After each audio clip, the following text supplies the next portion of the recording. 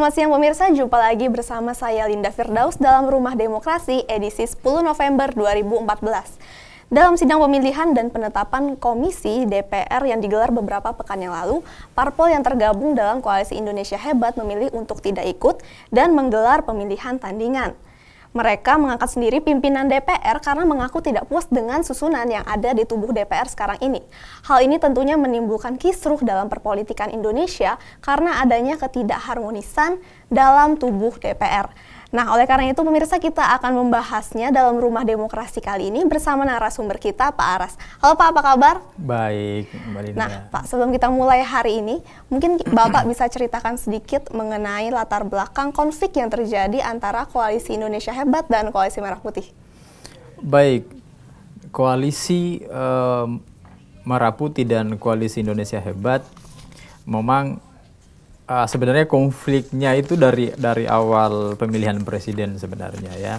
Di sana sudah jelas, sehingga pada saat pemilihan ketua DPR RI, karena di sana lebih banyak, Koalisi Merah Putih lebih banyak, sehingga di parlemen itu lebih dikuasai oleh, bukan dikuasai ya, suaranya lebih banyak orang-orang yang dari Koalisi Merah Putih karena banyak partai di sana. Sementara Koalisi Indonesia Hebat hanya 4 partai kan, PDIP, kemudian Nasdem, kemudian Hanura, dan satu lagi adalah PKB. Nah, sementara jumlah partai kita yang hari ini mengikuti kontes di partai politik di pemilu adalah 12 kan. Jadi otomatis yang lebih banyak adalah partai Koalisi Merah Putih. Oleh karena itu pada saat pemilihan kepemimpinan di DPR RI, suara juga banyak di Koalisi Merah Putih, sehingga di sana kan musyawarah mufakat. Karena ini musyawarah mufakat, sehingga yang mau dapat perolehan suara terbanyak adalah Koalisi Merah Putih. Oleh karena itu, di kubu Indonesia Hebat, ya setidaknya manusia biasa pasti ada kecemburuan. Tapi ingat, dalam kecemburuan apa saja, kalau dijalani dengan kedewasaan berpolitik, pasti tidak ada. Oleh karena itu menurut saya, berhentilah berkisru, berhentilah berkonflik, tapi ingat, mereka duduk di DPR adalah rakyat, Dewan Perwakilan Rakyat dan bukan Dewan Perwakilan Partai. Kalau mereka masih konflik, ganti nama sekalian, bukan DPR tapi DPP. Tapi apakah memang penyebab dari konflik ini adalah dominasi belaka ataukah ada kepentingan pribadi yang dicederai, misalnya tidak puas dengan posisinya saat ini? Kalau posisi, sebenarnya kalau mereka mau dewasa berpolitik, sebenarnya udahlah, puas dengan posisi yang mereka miliki hari ini. Persoalan pemimpin siapa saja di DPR itu terima kenyataan bahwa itu sudah proses demokrasi kan, dipilih.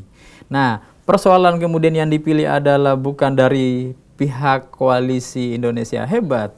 Itu persoalannya mereka memang pada saat itu mereka nggak hadir. Siapa suruh misalnya tidak hadir kan itu. Yang pada akhirnya kemudian mereka hari ini komplain untuk membuat tandingan itu kan, DPR tandingan. Nah, begitu muncul DPR tandingan, kisruh ini mulai mencuat lagi kan. Saya khawatir justru akan muncul presiden tandingan gitu kan. Jangan sampai ini terjadi. Oleh karena itu, udah berhentilah berkisruh, lakukanlah apa yang harus dilakukan dalam tugas mereka masing-masing.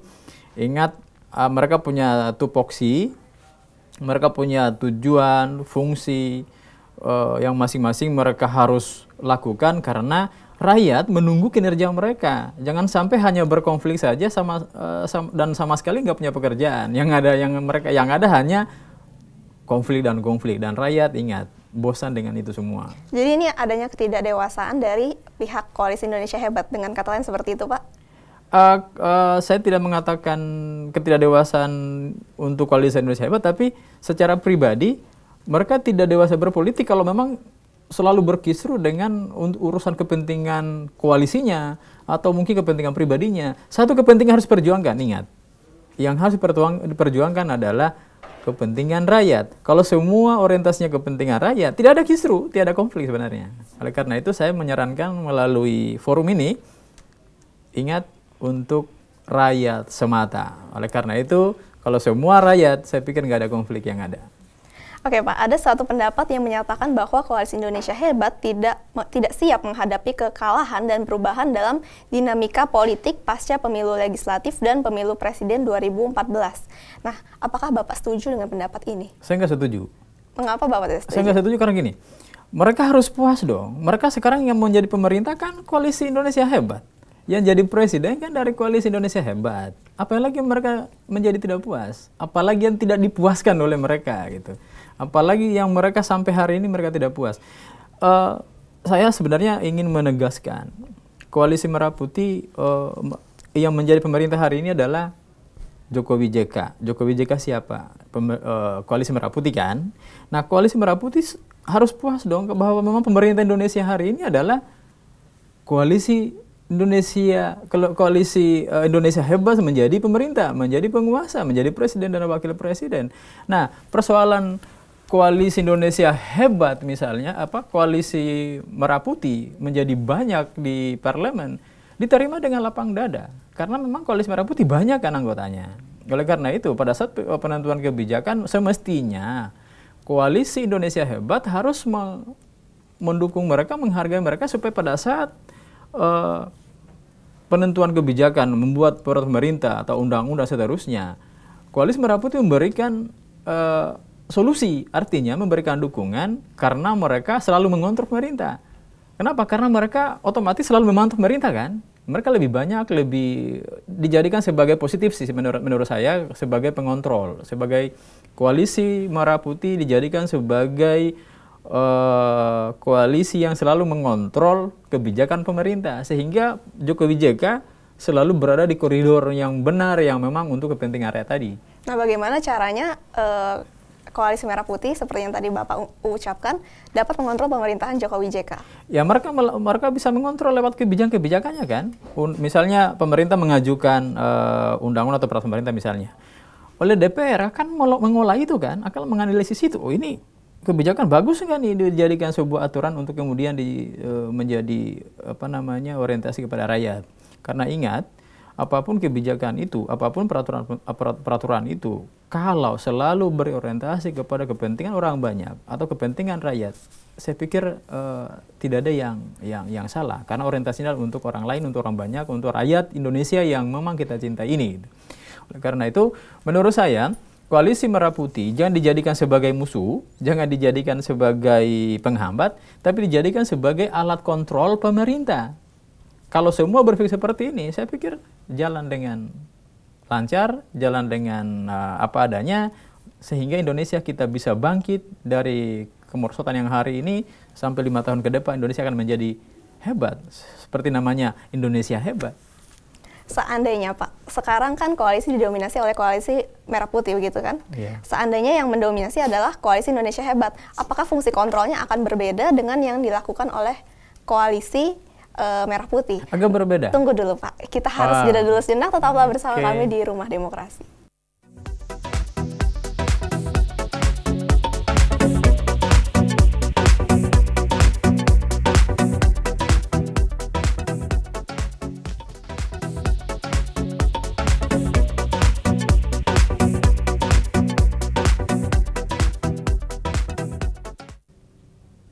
Anda masih bersama kami di Rumah Demokrasi. Tadi ada pertanyaan yang belum dijawab ya Pak ya, mengenai apabila kita berandai-andai kalau seandainya parlemen kita didominasi oleh Koalisi Indonesia Hebat, apakah fungsi kontrolnya akan berbeda dengan apabila koalisi kita, maksud saya parlemen dikuasai oleh Koalisi Merah Putih? Oke, pasti berbeda. Karena kalau ketua DPR dari Koalisi Merah Putih, kemudian kebijakan-kebijakan yang dikeluarkan oleh Presiden itu akan disaring, akan dievaluasi, akan dipertimbangkan matang-matang, dan kemudian alat kontrolnya jelas. Koalisi Merah Putih selalu mengawal, ya kan? Tapi kalau di Koalisi Indonesia Hebat akan menguasai parlemen misalnya, itu akan sangat subjektif, tidak objektif gitu ya, karena memang presidennya dari Koalisi Merah Putih, Koalisi Indonesia Hebat, kemudian pemimpin parlemennya, pemimpin DPR-nya juga dari Koalisi Indonesia Hebat, ini akan menjadi subjektif ya, tidak objektif. Kalau untuk koalisi Merah Putih menjadi ketua DPR dalam hal ini yang menjadi pemimpin di parlemen, itu akan objektif karena tidak mempertimbangkan wah kita satu tim, satu koalisi. Jadi objektif jadinya kan. Apapun yang dilakukan selalu dikontrol, selalu dinilai secara profesional oleh orang-orang yang ada di koalisi Merah Putih. Nah, pertanyaannya tadi, apa berbeda? Berbeda pastinya. Kenapa? Karena akan menjadi subjektif tadi. Apa yang dilakukan oleh pemerintah sangat minim, kalaupun berbeda sangat minim dikontrol oleh parlemen, oleh DPR. Wah, kita satu tim kok, satu koalisi kok gitu kan. Ya udah kita saling ini aja gitu kan. Jadi istilahnya akan menjadi istilah ilmiahnya apa itu ya? Istilah ilmiahnya akan menjadi sederhana, tidak akan dipersulit kan itu intinya. Tapi kalau berbeda dijadikan sebagai orang-orang yang kita menjadi koalisi kita, menjadi posisi kita serba hati-hati melangkah atau melakukan suatu kebijakan karena ada yang kontrol. Jadi kita berpikir ada yang kontrol. Katakan hari ini misalnya yang sah menjadi ketua DPR adalah yang disahkan oleh MA, dalam hal ini ketua DPR yang dari koalisi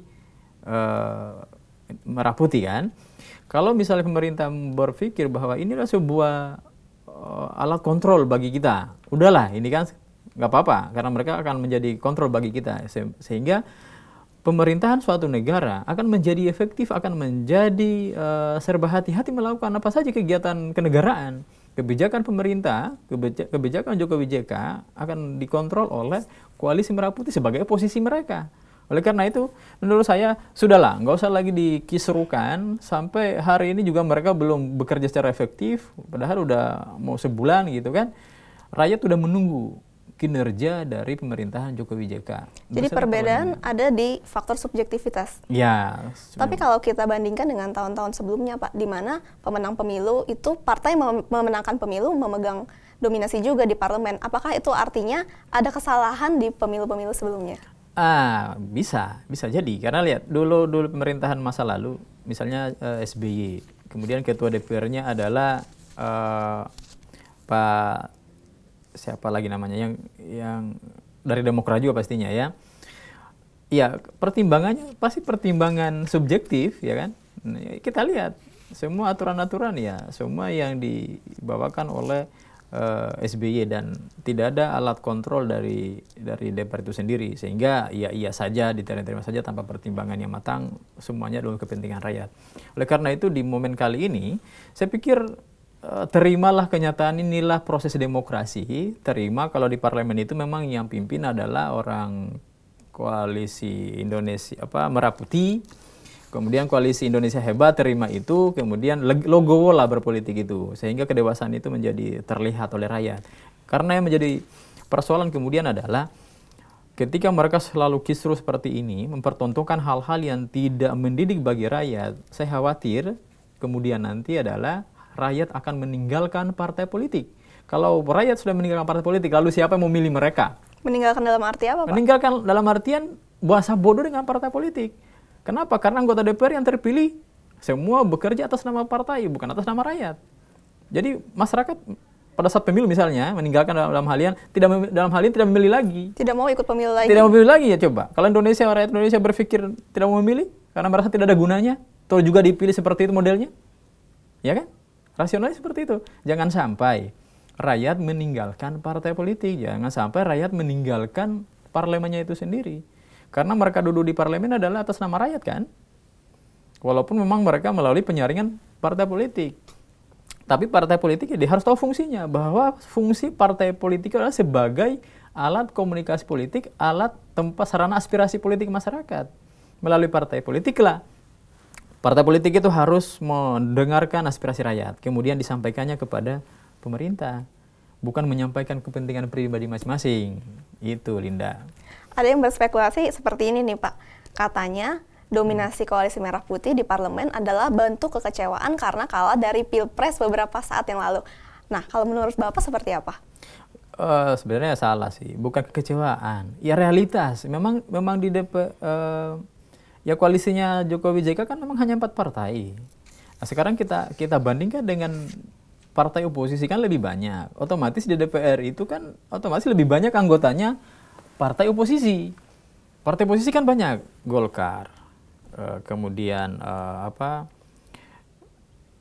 Golkar, Gerindra, ya kan?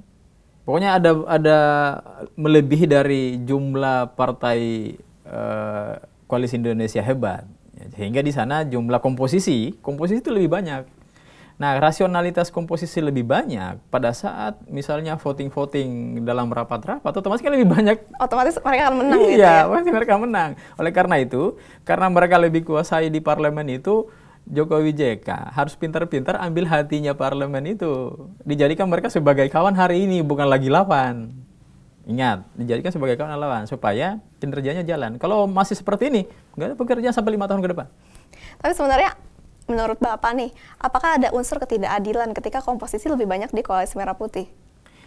Berbicara jadi gini, ini kalau bicara ketidakadilan di mana sebenarnya? Kalau ketidakadilan politik, ya berarti mungkin memaksakan kehendak orang untuk masuk di koalisi atau di posisi. Tapi kan bebas orang menentukan pilihannya, saya mau koalisi, saya mau posisi. Oposisi kan sudah jelas tadi banyak. Di sini nggak ada masalah ketidakadilan sebenarnya. Karena inilah hasil proses demokrasi politik. Ini hasil politik. Harus kita terima. Nah, kita bisa menerima ini harus melalui proses pendewasaan berpolitik. Oh, inilah kenyataan demokrasi. Kenapa? Karena kita mau memilih apa saja. Kita tergantung kita mau posisi atau mau koalisi. Inilah proses politik kan, proses demokrasi harus diterima itu. Apapun alasannya. Kenapa? Karena hari ini kita terima, rakyat terima, atau partai oposisi menerima pemerintahan menjadi presiden adalah Jokowi JK kan? Harus diterima itu, apapun alasannya oleh posisi. Tapi mereka ketika menguasai di parlemen lebih banyak, harus diterima juga karena memang mereka banyak anggotanya. Oleh karena itu, salah satu kendala besar di kemudian hari ketika Jokowi JK tidak bisa mengambil hati parlemen ini untuk menjadi kawan, bukan lawan, sehingga bisa bekerja sama sampai 5 tahun ke depan. Dan Indonesia akan menjadi lebih hebat, seperti nama koalisi Indonesia Hebat itu. Sebenarnya apa sih Pak yang salah dengan cara Jokowi JK mengambil hati para istilahnya partai dari koalisi seberang begitu? Ini sebenarnya berbicara ini komunikasi politik sebenarnya. Coba kalau menurut saya yang salah adalah di proses komunikasi yang selama ini mencuat bahwa dua kubu ini saling apa istilahnya mengejar idealisme masing-masing, saling ingin mempertahankan apa namanya idealisme masing-masing dan kekuasaannya masing-masing. Kalau ini dipandang sebagai sesuatu yang harus diperjuangkan adalah kepentingan rakyat, saya pikir semua akan menerima dengan lapang dada pula gitu ya. Oleh karena itu saya selalu berargumen, selalu berpandangan, bahkan saya selalu menyampaikan juga di media TV lain, saya selalu ngomong bahwa tidak akan pernah ada kisru, tidak akan pernah ada masalah ataupun konflik kalau segala sesuatu yang kita lakukan adalah atas nama rakyat. Satu, atas nama rakyat. Kalau semua atas nama rakyat, atas nama kepentingan rakyat, saya pikir tidak ada konflik, tidak ada kisru, tidak ada dualisme itu sebenarnya. Tidak ada. Nggak ada lagi istilah dualisme kepemimpinan di DPR, karena semua bekerja atas nama rakyat. Sesuai dengan namanya DPR, Dewan Perwakilan Rakyat, bukan Dewan Perwakilan Partai, bukan. Kalau seperti itu, ya udah ganti aja nama DPR itu menjadi DPP, Dewan Perwakilan Partai. Oke Pak, ada yang beranggapan bahwa ini ada hubungannya dengan Undang-Undang MD3. Tapi jangan dijawab dulu, tetaplah bersama kami di Rumah Demokrasi.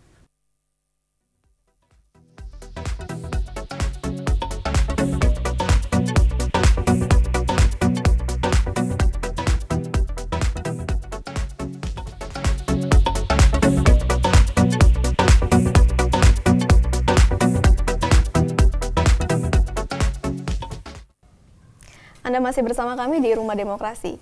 Pertanyaan dari segmen sebelumnya, Pak, apakah ini ada hubungannya dengan Undang-Undang MD3?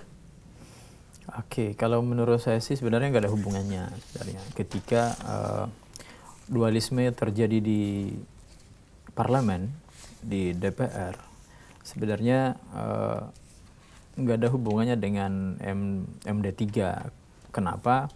Karena memang dualisme ini adalah murni kepentingan dua koalisi ini. Ya, berbicara kepentingan dua koalisi. Lagi-lagi saya sampaikan bahwa ketika kepentingan-kepentingan ini dijadikan satu adalah kepentingan untuk rakyat. Kan nggak terjadi kan dualisme ini. Kenapa? Karena orang tidak lagi orientasi kekuasaan, tidak lagi orientasi jabatan atau orientasi kepentingan, tapi semua berorientasi kepada mereka berpikir kita ada di parlemen, kita ada di Dewan Perwakilan Rakyat RI, ya, adalah utusan rakyat di mana daerah yang memilih mereka. Semua berpikir seperti itu. Satu pemikiran, mereka ada di sana karena rakyat, karena dipilih oleh rakyat, artinya mereka bekerja untuk rakyat. Ketika mereka bekerja untuk rakyat, berarti nggak ada kisruh-kisruh yang terjadi, karena yang mereka orientasinya kerja adalah untuk rakyat dan rakyat itu. Nah, ketika muncul dualisme ini, lalu pertanyaan sangat sederhana. Apa kepentingannya kalau bukan untuk kepentingan pribadi? Coba. Kepentingan pribadi, kepentingan golongan, atau kepentingan lembaga mereka, kepentingan partai politik mereka. Saya udah bilang berkali-kali bahwa perhatikan apa sih yang menjadi visi dari DPR itu, apa sih yang menjadi misi dari DPR itu, kan untuk kesejahteraan rakyat. Lembaga itu diadakan oleh negara ini adalah untuk membantu pemerintah mensejahterakan rakyat dan mencapai tujuan kenegaraan. Tujuan negara apa? Tujuan negara ini tujuan sebuah negara kan untuk rakyat semuanya. Oleh karena itu, menurut saya sebenarnya nggak ada hubungan. Yang menjadi kacau di sini adalah orang-orang yang berpikir dualisme itu. Kenapa tidak menerima sesuatu yang sudah memang dilegalkan oleh hukum? Karena saya pikir tadi dikatakan ada catat hukum. Catatnya di mana? Yang catat adalah orang yang berpikir yang tidak normal, orang yang berpikir yang memang orientasi kepentingan, itu yang catat. Itu yang cacat ya. Artinya, kedewasaan berpolitik muncul ketika semua menerima sesuai dengan realitas, sesuai kenyataan bahwa inilah dinamika politik, inilah dinamika hukum. Jangan pada akhirnya hukum sudah dibuat kemudian disalahkan. Lah, ini menjadi pertanyaan kan? Salahnya di mana? Hukum udah disepakati misalnya. Undang-undang udah dibuat, peraturan pemerintah udah dibuat dan disetujui, disahkan oleh DPR. Kemudian berapa tahun kemudian disalahkan lagi. Katanya cacat hukum. Lah, yang buat hukum siapa? Yang buat aturan siapa? Kan orang-orangnya. Berarti yang cacat adalah orang yang buat hukum itu. Jangan pernah menyalahkan produk hukum yang sudah dibuat. Yang disalahkan adalah orang-orang yang memproduk itu. Pelaksananya sendiri. Lalu Pak, ada yang bersumber dari sebuah media televisi, ada satu alasan menarik yang katanya diungkapkan dari beberapa oknum yang mendeklarasikan DPR tandingan. Katanya ini adalah untuk mengamankan program pemerintahan Presiden Joko Widodo. Nah, menurut Bapak, ini pendapatnya seperti apa? Oke, saya sependapat dengan itu sebenarnya. Ketika apa tujuannya dibuat DPR tandingan? Kalau bukan untuk mengamankan pemerintahan Jokowi JK. Sudah pasti kan? Untuk mengamankan pemerintahan Jokowi JK, mereka membuat DPR tandingan atau parlemen tandingan.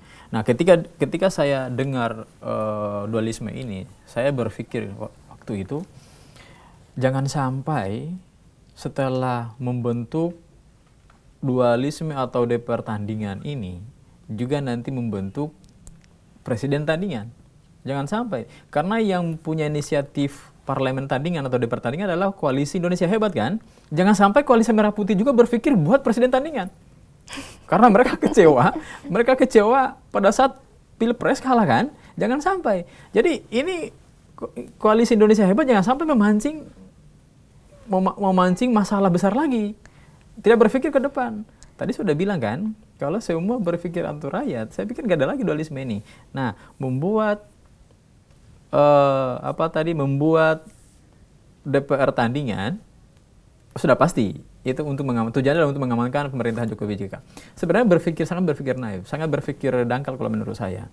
Kenapa berpikir seperti itu? Kenapa tidak berpikir bahwa parlemen yang sudah ada hari ini, yang sudah terpilih dengan sah, sudah disahkan oleh Mahkamah Agung MA, kenapa itu tidak dirawat, tidak dijaga, dijadikan sebagai mitra, sebagai alat kontrol tadi, supaya pemerintahan itu berjalan dengan sesuai koridornya. Kenapa? Karena penilaian kontrol sangat objektif dari oposisi. Oposisi jangan dijadikan sebagai lawan, tapi dijadikan sebagai kawan. Inilah Inilah produk kedewasaan berpolitik. Nah, pertanyaan saya adalah, kapan negara ini bisa dewasa berpolitik? Kalau semua tokoh-tokoh kita mempertontonkan hal-hal yang tidak mendidik masyarakat. Tadi juga saya sudah bilang, jangan sampai masyarakat bosan dengan drama-drama ini.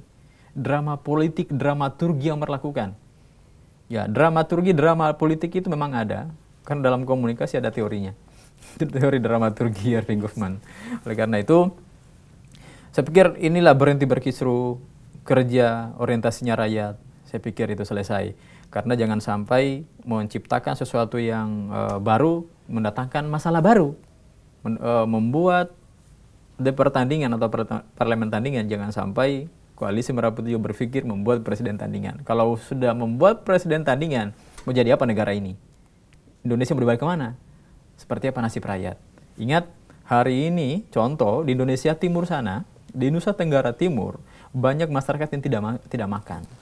Kita di sini hanya masalah seperti ini kita lakukan, sementara tidak berpikir bagaimana rakyat kita yang hari ini tidak makan. Oleh karena itu, berhenti berpikir untuk pribadi masing-masing, tapi berpikirlah untuk rakyat, karena mereka adalah wakil rakyat.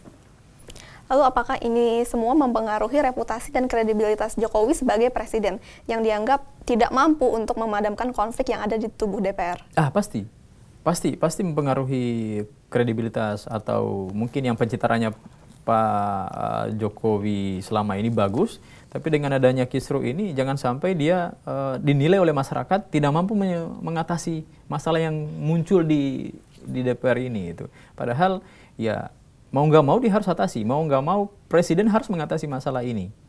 Ya, jadi ini sangat perlu dikritisi sebenarnya. Kenapa sampai terjadi dualisme kepemimpinan DPR? Karena sepanjang sejarah yang saya tahu adalah barusan kali ini Indonesia buat dualisme kepemimpinan di DPR itu.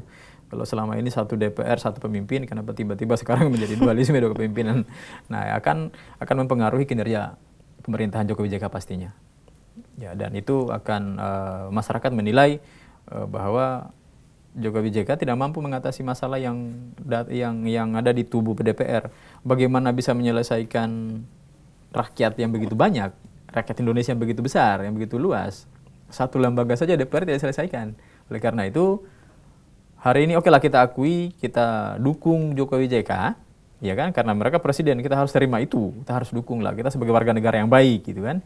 Tapi jangan sampai muncul kisru seperti ini, malah Jokowi JK mendiamkan saja, ya, mendiamkan saja, tidak ada solusi, karena siapa lagi yang menyelesaikan masalah ini kalau bukan presiden? Kira itu, Linda.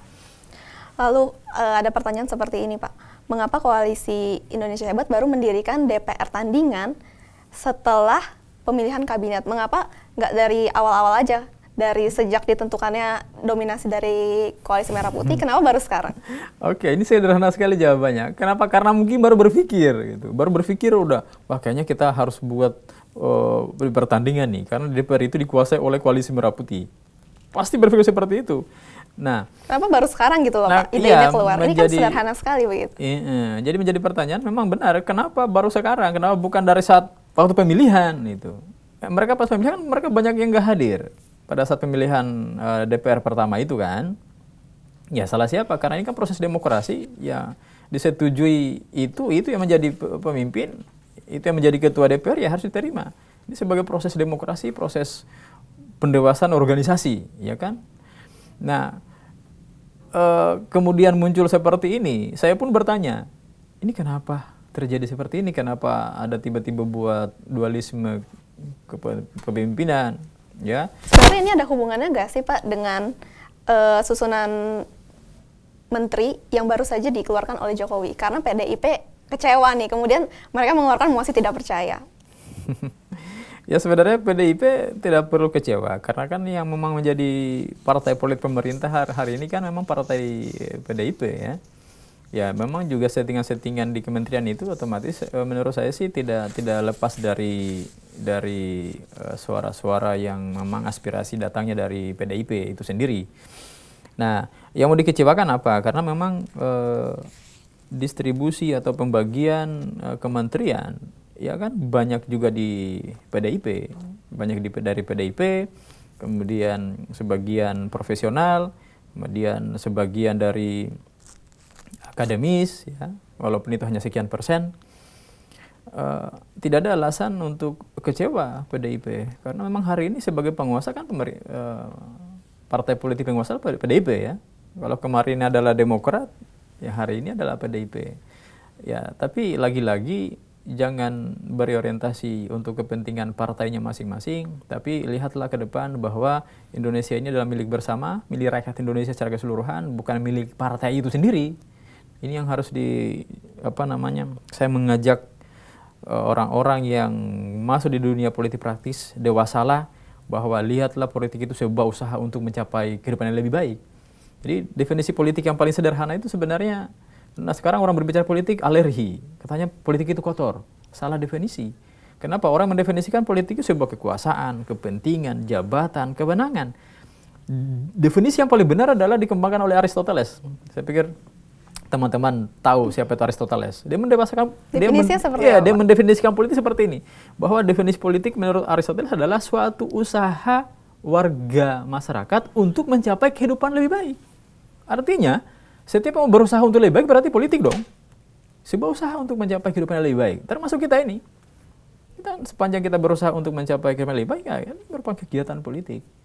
Jadi bukan semata-mata urusan kepentingan, kekuasaan, jabatan. Tidak. Mencapai kehidupan yang lebih baik untuk mengurus negara. Artinya, kalau negara itu diurus dengan baik, ya kan? Kemudian rakyatnya semua baik, semua bagus, itu baru berhasil politiknya. Hari ini menurut saya belum berhasil, karena rakyat belum tidak menjadi baik. Nah, melihat tensi yang ada di dua kubu ini, hal apa aja sih Pak yang sebetulnya perlu dilakukan untuk istilahnya membuat kedua belah pihak dapat bekerja dengan baik begitu? Oke, ini pertanyaan yang brilian ya, pertanyaan bagus. Oh, Linda semakin cerdas pertanyaannya nih. Jadi gini, caranya adalah ada beberapa hal, tapi yang paling penting adalah dewasa berpolitik. Dalam artian bahwa menerima yang melewati proses demokrasi, proses politik demokrasi yang dilalui dengan proses musyawarah, mufakat untuk memilih siapa yang menjadi pemimpin. Terima itu sebagai sebuah pilihan yang memang udah menjadi hasil dari kesepakatan. Yang pertama, kalau udah terima itu, kan gak ada masalah kan? Kenapa muncul dualisme? Karena tidak menerima itu kan? Nah, oleh karena itu saya mengajak, terimalah sebuah proses demokrasi ini dengan lapang dada, dengan legowo, istilahnya orang Jawa karena saya orang Sulawesi. Terima ini dengan sebuah kedewasaan dalam orientasi politik kita di masa datang, supaya Indonesia menjadi lebih baik. Ingatlah, kita kerja di DPR, menjadi anggota DPR adalah pilihan rakyat. Oleh karena itu bekerja untuk rakyat pula, bukan untuk diri sendiri dan bukan untuk partai politiknya, tapi untuk rakyat. Bekerja untuk rakyat dan untuk rakyat. Oke, sebentar lagi kita akan tiba ke segmen terakhir, namun kita harus jeda dulu sejenak. Tetaplah bersama kami di Rumah Demokrasi.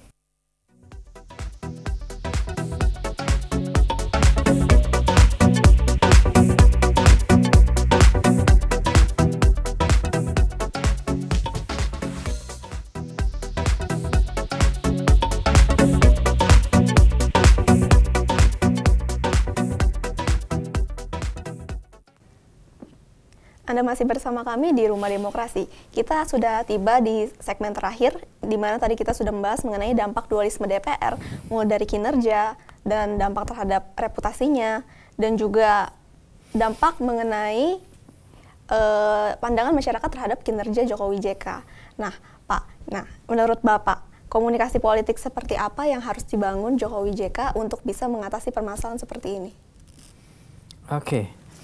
Komunikasi politik yang harus dilakukan oleh pemerintahan Jokowi JK adalah komunikasi politik yang menjaga kebersamaan.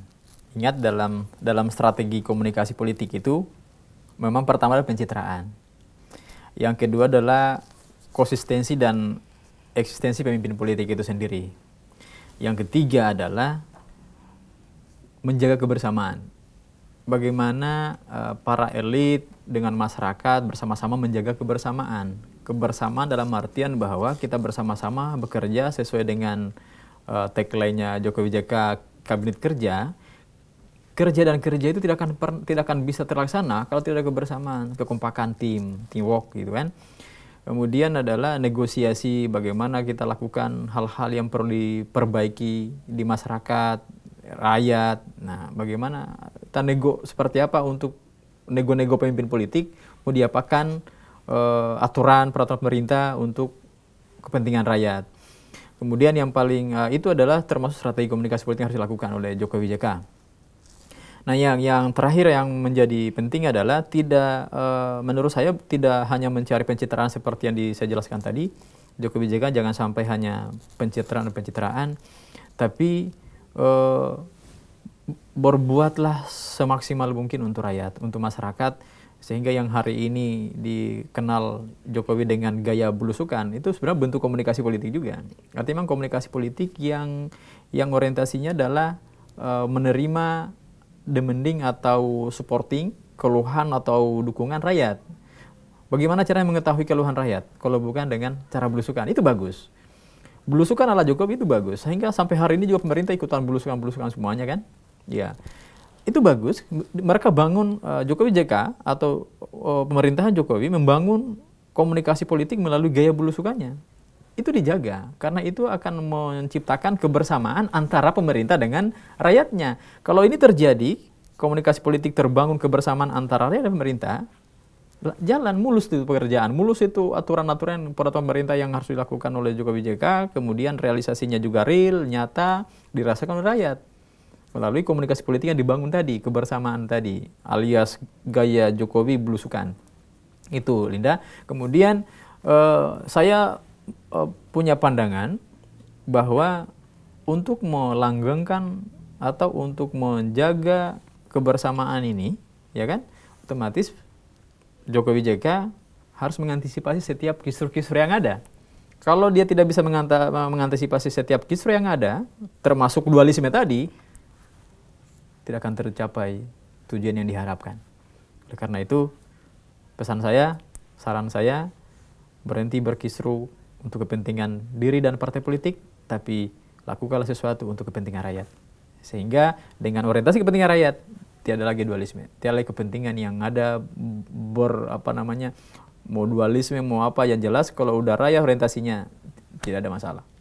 Perwakilan dari Koalisi Merah Putih dan Koalisi Indonesia Hebat sudah melakukan pertemuan untuk membahas kisru di DPR dan sudah membuat kesepakatan. Nah, apakah ini pertanda bahwa kedua belah pihak sudah mulai menjalankan strategi komunikasi politik yang baik seperti yang tadi Bapak sebutkan? Iya, itu sudah ada. Sebenarnya bukan lagi tanda. Itu suatu bukti nyata yang harus dibangun oleh pemerintahan Jokowi JK mempersatukan kubu Indonesia Hebat dan Merah Putih, digabungkan satu kebersamaan tadi. Makanya saya sudah bilang kan, komunikasi kebersamaan, komunikasi politik yang membangun kebersamaan.